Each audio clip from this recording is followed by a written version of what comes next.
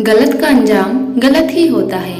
मैंने भी गलत किया, जिसकी सजा मैं आज तक भुगत रही हूँ। अपने नसीब में जो मिले उसे ऊपर वाले का तोहफा समझकर खुशी खुशी कबूल कर लेना चाहिए। बाद में पछताने के अलावा कुछ नहीं बचता। मैंने अपनी मोहब्बत के खातिर अपने पति का कत्ल कर दिया। मैं यहाँ से अपने मायके चली गई। मेरा नाम मानसी है। मैं गरीब परिवार में हूँ। मेरे पापा कोठे में नौकर हैं और मेरे 2 भाई हैं और मैं उनकी इकलौती बहन हूँ। हम सब मिलकर मेहनत करते थे, तब जाकर घर में 2 वक्त की रोटी बन पाती थी। मैं और मेरी माँ भी कोठी में काम करने के लिए जाते थे। जब मालिक के बेटे ने मुझे पहली बार देखा तो वह अपने होश खो बैठा। फिर वह मुझे परेशान करने लगा। मेरे माँ बाप के अनपढ़ होने के बावजूद जहाँ तक हो सका उन्होंने मुझे पढ़ाया। लेकिन इंसान जब गुनाह करने की सोच ही लेता है तो शैतान भी उसके दिमाग पर पर्दा डाल देता है। मेरे साथ भी ऐसा ही हुआ। एक दिन जब कुणाल मुझे मनाने की कोशिश कर रहा था कि मान जाओ, मुझसे शादी कर लो तो फायदे में रहोगी। पहले तो मैं उसके बहकावे में ना आई, लेकिन फिर मैं मान गई क्योंकि मेरे दिल पर जोर न चला। मुझे भी बदनाम होना था। और फिर बात आगे पहुंच गई, यहाँ तक कि बात छूने तक आ गई। इसी बीच में कोठी में काम करने वाली औरतों ने मुझे कुणाल के साथ देख लिया। बात हवेली से बाहर निकलते ही आहिस्ता आहिस्ता पूरे गांव में फैल गई और धीरे धीरे बात हमारे घर तक पहुंच गई। मेरे पापा ने इस बारे में मुझसे हकीकत जाननी चाहिए तो मैंने साफ मना कर दिया।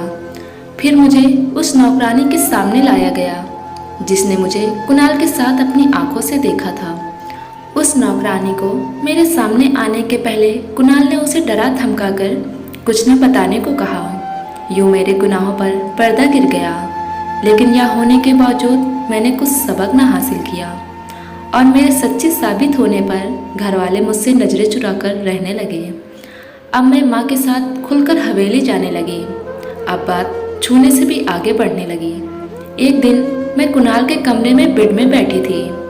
कुणाल मेरी गोद में सिर रखकर लेटा हुआ था और मैं प्यार से उसके सर में मालिश कर रही थी कि अचानक से मेरी माँ मेरे कमरे में आई और मेरी माँ ने एक समझदार माँ होने का किरदार निभाया। बिना चीखे चिल्लाए और बिना शोर मचाए मुझे बातों से पकड़कर बाहर ले आई और मुझे अपने साथ काम पर लगा लिया। जब से मेरी माँ ने मुझे कुणाल के साथ देखा था तब से मेरी माँ के आंसू नहीं रुक रहे थे। मेरी माँ ने बहते हुए आंसू के साथ अपना काम खत्म किया और मुझे अपने साथ लेकर घर आ गई। मेरी जिंदगी का वह पहला दिन था जब मेरी माँ ने मुझे इतना मारा जितना वह मार सकती थी। फिर मेरी माँ ने माँ होने का हक अदा करते हुए मेरे भाइयों से यह बात छुपा रखी और फिर मेरे हवेली जाने पर पाबंदी लगा दी गई और गांव में मेरे बारे में बातें शुरू होने लगी। और अब हवेली में से किसी ने यह बात साबित भी कर दी तो अब गांव में यह बात जंगल की आग की तरह फैल गई। पापा को भी इस बात का पता चल गया था, मगर मेरे भाइयों को इस बात का यकीन दिलाया कि यह सब कुछ झूठ है। कहीं वो गुस्से में आकर कोई गलत कदम न उठा दे। मेरे लिए रिश्ता तलाश किया जाने लगा, मगर मुझ पर लगे दाग की वजह से कोई भी मुझसे शादी करने के लिए तैयार ही नहीं था। मेरी माँ ने उनके दोस्त के बेटे के साथ शादी करवाने के लिए उनकी खूब मिन्नतें की। मेरी माँ की दोस्त की आंखों की रोशनी नहीं थी, मगर फिर भी वह अपने दोस्त पर छाए बादल देख और समझ सकती थी और मेरी माँ की दोस्त मुझे अपने घर की बहू बनाने के लिए तैयार हो गई और मैं शादी करके उनके घर चली गई। मेरी माँ की दोस्त का लड़का दिनेश दिल्ली में किसी कोठी पर सिक्योरिटी गार्ड था। वह महीने में एक आध बार ही आता था। घर में सारा दिन मैं और मेरी सास ही रहती थी। शादी के 1.5 साल बाद मैंने एक बेटी को जन्म दिया और बेटी को जन्म देने के बाद मैं दोबारा माँ न बन सकी। दिनेश और मेरी शादी को 8 साल गुजर गए थे। मेरी सास बस एक तरफ बैठी रहती थी और मेरे पति दिल्ली में ही जॉब करते थे, इसलिए मेरा और कुणाल का रास्ता खुल गया था। आखिरकार हमने दिनेश की मौत की नींद सुलाकर इससे जान छुड़ाने का फैसला कर लिया। प्लान के मुताबिक उसको खाने में जहर मिलाकर खिला दिया दिनेश सारी रात तड़प तड़प कर इस दुनिया को छोड़कर चला गया। मैं दिनेश की लाश को सीधा लिटाकर अपने कमरे में चली गई और सुबह होने के बाद रोना धोना शुरू कर दिया। दिनेश के पीछे उसकी बूढ़ी माँ के अलावा कोई भी रिश्तेदार नहीं था और किसी को मुझ पर शक भी नहीं हुआ। और दिनेश की मौत किस वजह से हुई इस बारे में जानने के लिए किसी ने दिलचस्पी ही नहीं ली। आखिर दिनेश का अंतिम संस्कार कर दिया गया और मैं दिनेश के घर से अपने घर आ बैठी। अभी अभी दिनेश की मौत को ज़्यादा वक्त भी ना हुआ था कि मैं कुणाल को लेकर अपनी बेटी के साथ घर से फरार हो गई। कुणाल ने मुझसे शादी कर ली और सब कुछ ठीक जा रहा था और कभी मुझे अपनी गलती और गुनाह का एहसास भी ना हुआ। और फिर मेरी बेटी 14 साल की हो चुकी थी। मेरी बेटी ने बताया, माँ पापा मेरे साथ बदतमीजी करते हैं।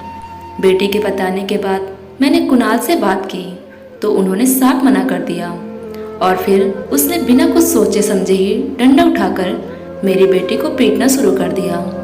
उस दिन के बाद फिर उसने कभी भी मुझसे शिकायत नहीं की। फिर मैंने अपने पति पर नज़र रखनी शुरू कर दी, लेकिन मैं उसे कभी रंगे हाथों न पकड़ पाई।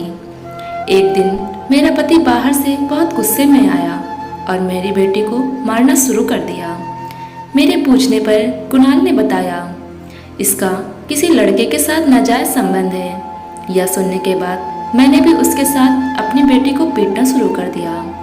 मेरे पति ने कहा, यह अपना गुनाह छिपाने के लिए मुझ पर इल्ज़ाम लगाती थी, जबकि मेरी बेटी कसम खाती रही कि माँ पापा ने मुझसे अपनी हवस मिटानी चाहिए तो मैंने मना कर दिया तो मुझे उसी की सज़ा दे रहे हैं। मैंने उसका बिल्कुल यकीन न किया। मेरा गुजरा हुआ पल मेरी आंखों के सामने था। दूसरी तरफ मेरी आंखों पर मेरे पति की मोहब्बत की पट्टी बंधी थी और मैंने अपनी बेटी को इतना मारा कि वह बेहोश हो गई। उस दिन के बाद से मेरी बेटी ने अपने सौतेले बाप के बारे में कुछ नहीं बताया। फिर 1 महीने बाद मेरी बेटी ने खुदकुशी कर ली। हमने उसका अंतिम संस्कार करना चाहा, लेकिन पुलिस को इस बात की खबर मिल गई और उसका पोस्टमार्टम करवा दिया तो पता चला मेरी बेटी माँ बनने वाली थी। हम दोनों को गिरफ्तार कर लिया गया। पुलिस के जोर डालने के बाद मेरे पति ने मेरे सामने ही पुलिस को सब सच सच बता दिया, बल्कि ये भी बताया कि उसके साथ उसका दोस्त भी शामिल था। इस सच्चाई के बाद मेरे तो होश ही उड़ गए। मैं बेहोश हो गिर गई। मुझे 3 दिन बाद होश आया। मुझे बेकसूर कह बरी कर दिया गया और बाद में यह भी पता चला कि मेरी बेटी ने खुदकुशी नहीं की, बल्कि मेरे जालिम पति ने मेरी बेटी को अपना गुनाह छिपाने के लिए जिंदा जला दिया और अब मेरा जालिम पति जेल में सजा भुगत रहा है। मेरे माँ बाप भी दुनिया छोड़कर जा चुके हैं। मेरे भाई गांव छोड़कर शहर चले गए और मैं अपनी बेटी के गम और अपने गुनाहों पर रो रो कर आंखों की रोशनी खो चुकी। आज मेरी आंखों की रोशनी जा चुकी है। बस मेरी एक ही ख्वाहिश है कि मैं सब रिश्तेदारों से माफ़ी मांग लूं और एक बार इस दुनिया को देख लूं, लेकिन यह ख्वाहिश पूरी होना नामुमकिन है। अब तो मुझे इस बात का गम है कि काश उस दिन मैं अपनी बेटी की बात पर भरोसा कर लेती तो आज वो हमारा साथ होती। आपको वीडियो पसंद आई हो तो वीडियो को लाइक करें और चैनल को सब्सक्राइब करें। धन्यवाद।